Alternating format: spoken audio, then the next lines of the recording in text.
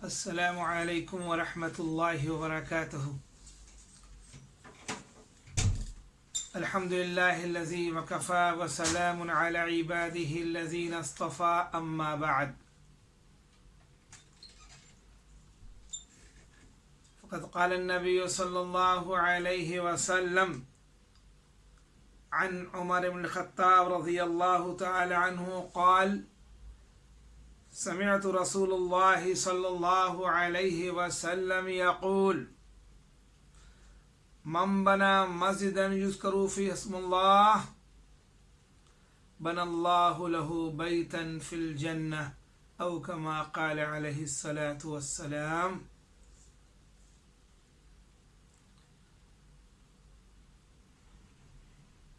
حضرت عمر بن خطاب رضی اللہ تعالی عنہ فرماتے ہیں کہ میں نے رسول اللہ صلی اللہ علیہ وسلم کو یہ ارشاد فرماتے ہوئے سنا،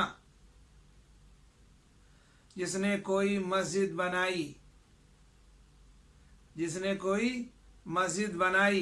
جس میں اللہ تعالیٰ کا نام لیا جاتا ہو، اللہ کا ذکر کیا جاتا ہو، تو اللہ تعالیٰ اس کے لیے جنت میں ایک محل بنا دیتے ہیں۔ تو اللہ تعالیٰ اس کے لیے جنت میں ایک محل بنا دیتے ہیں۔ سبحان اللہ، سبحان اللہ۔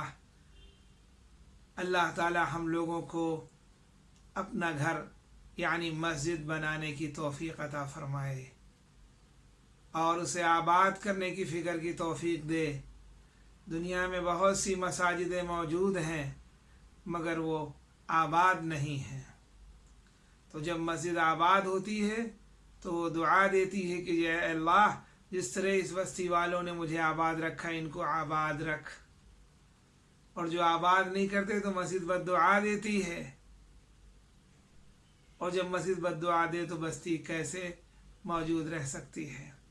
اس لیے اپنے تمام مسلمان بھائیوں سے درخواست ہے کہ وہ اپنی اپنی مسجدوں کو اللہ کے ذکر سے آباد رکھیں، 5 وقت کی نماز تکبیر اولیٰ سے مسجد میں ادا کریں، اذان کا انتظار نہ کریں بلکہ پہلے ہی پہنچ جائیں گھر سے وضو کر کے، اور جب وضو کریں تو مسواک ضرور کر لیا کریں۔